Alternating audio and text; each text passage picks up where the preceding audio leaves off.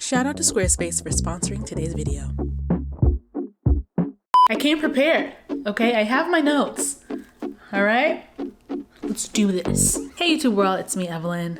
A couple videos ago, an internet cousin asked how I stay creative when I'm feeling existential, or even though I might be feeling existential. Shout out to you, Madeline, great question.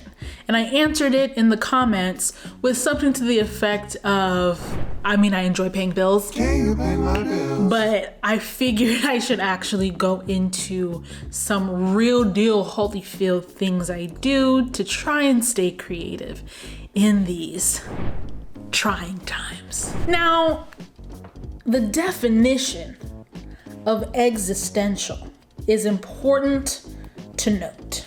Existential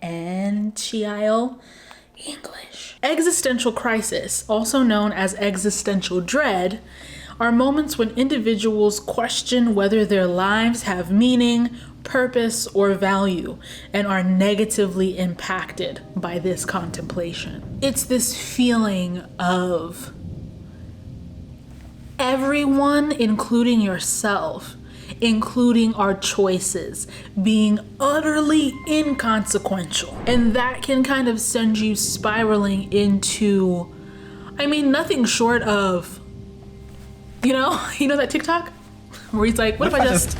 And when you feel those feels, it can be very difficult to do much of anything, let alone the mental gymnastics that is being creative. In addition to this video, you should watch a video I did. Well, it was a Zoom, a virtual panel that I did with my friend Nate, and he turned everyone's portion of the panel into a mini podcast and mini video. I'll link that in the atmosphere and in the video description box. Watch that for more. The only thing I will super repeat is this idea that creativity is not the same as artistic ability. I think those two things have been conflated. Vocab word? They get used interchangeably, and that's not necessarily the case. Artistic people are creative, but not all creative people use art as their form of creativity. Do you get what I'm saying? Because math is creative, you know what I mean? It's people out there creating math. What does that mean?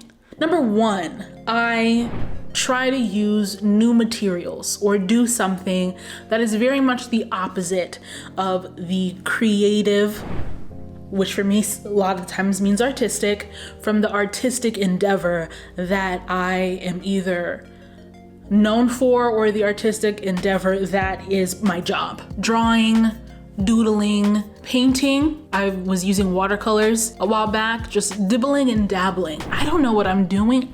It's from Walmart, okay? You know what I'm saying? The supplies be from Michael's and Walmart. Recently, I've also been playing around with air dry clay. Again, Crayola. I might toss them, okay? There's no point to them.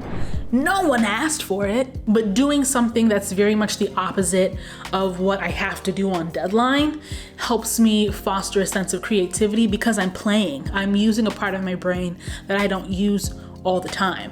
For me, that ends up meaning doing something tactile in the real world with my hands. Because what I do here is virtual. It's not, it's real in that I'm really sitting here, but it's conceptual. You know what I mean? What is a video? Where did it go? That can kind of mess with your perception of reality just a little bit.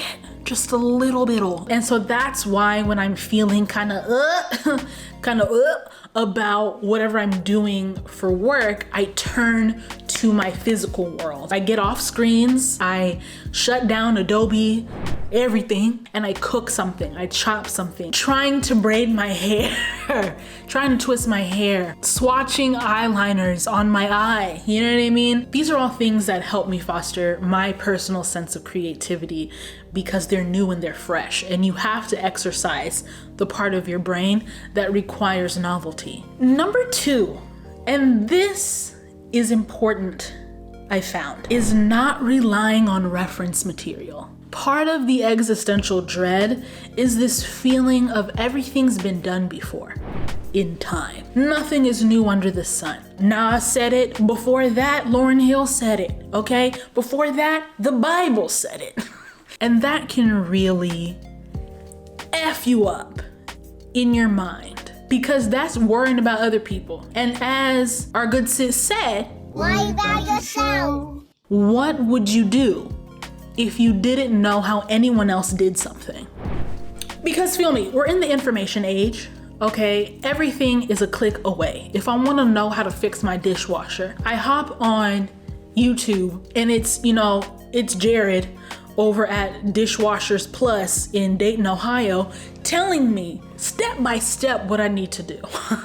And creativity, I talk about this in the podcast video I referenced, creativity is nothing but problem solving, right? And so if you're feeling like you've lost some of your creativity, try to problem solve with no help, or with no expectation of knowing whether it's possible, whether someone else did it first or did it better or did it faster, did it younger, did it with less money, did it with more money, less time, more time. And that, again, just kind of with a sense of resourcefulness, with a sense of actually engaging your mind. Even though copying and modeling after someone can help you build your skills or build your taste or give you kind of a Rolodex of aesthetics, it can also hinder you. Sometimes you gotta lean on your own understanding.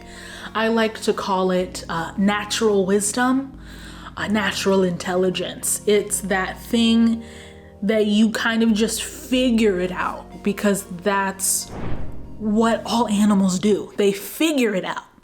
Number 3, do things and never tell anyone. A lot of the times, if you really watch yourself, you might catch yourself doing something, excited to post it on Instagram stories. Like I was saying before with what would you do if you didn't know how anyone did anything? What would you do if you couldn't tell anyone? Experience what it's like to do something with no audience. I feel like everyone thinks that influencers or people who post videos online are the only ones who have audiences. That's so false. Everyone talking about The Social Dilemma, that documentary on Netflix.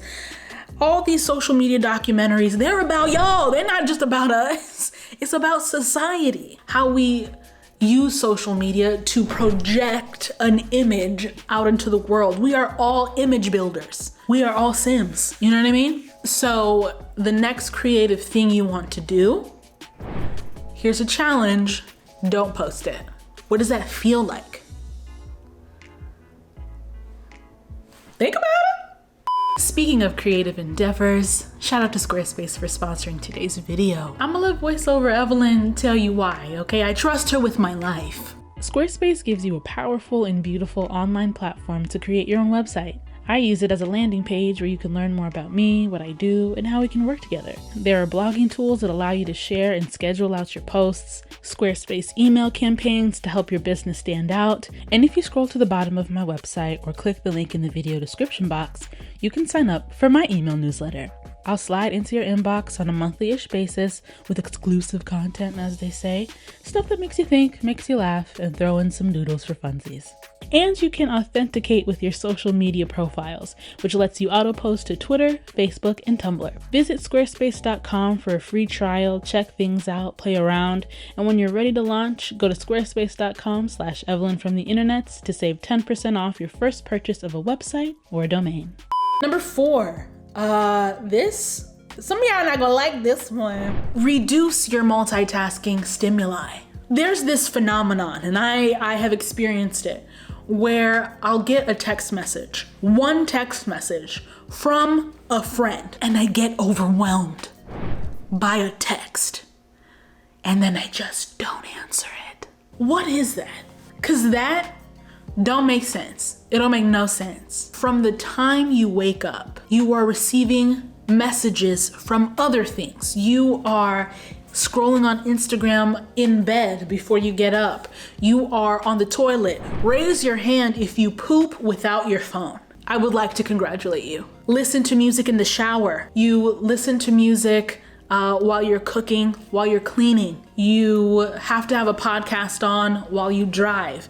You scroll through Netflix forever trying to find something to watch. And then by the time that one text message comes in, you have already ingested thousands of pieces of media. And so when someone just wants to ask you what you want for dinner, you can't handle it. It's too much. I have phone anxiety.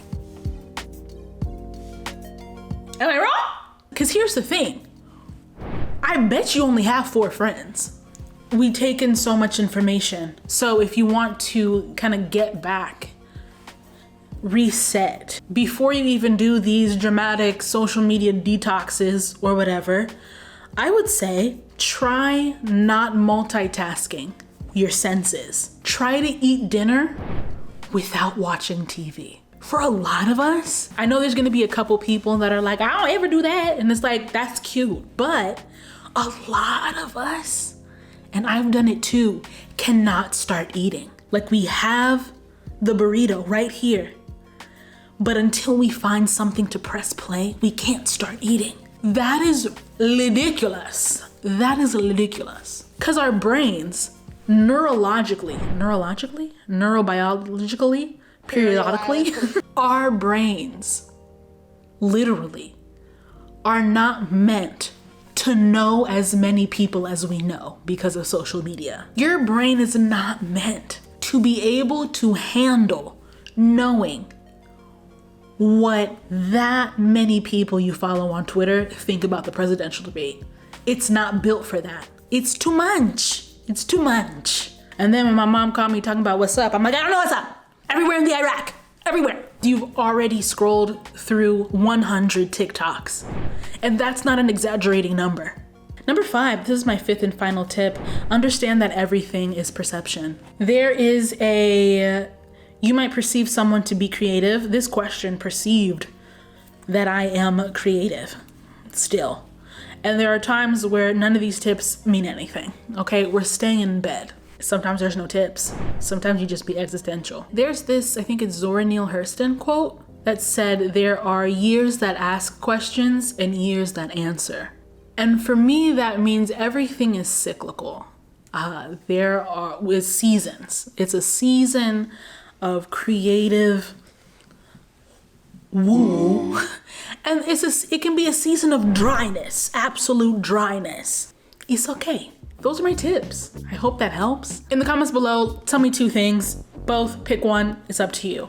What gets the creative juices flowing for you? And/or tell me what flavor of existential dread do you have? Remember when we were kids, we would put every flavor of soda in the same cup? Chaos.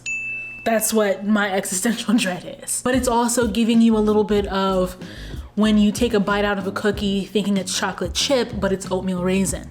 Okay, there is a betrayal there. So let me know what flavor y'all got, and I will see you on the internet somewhere. Bye.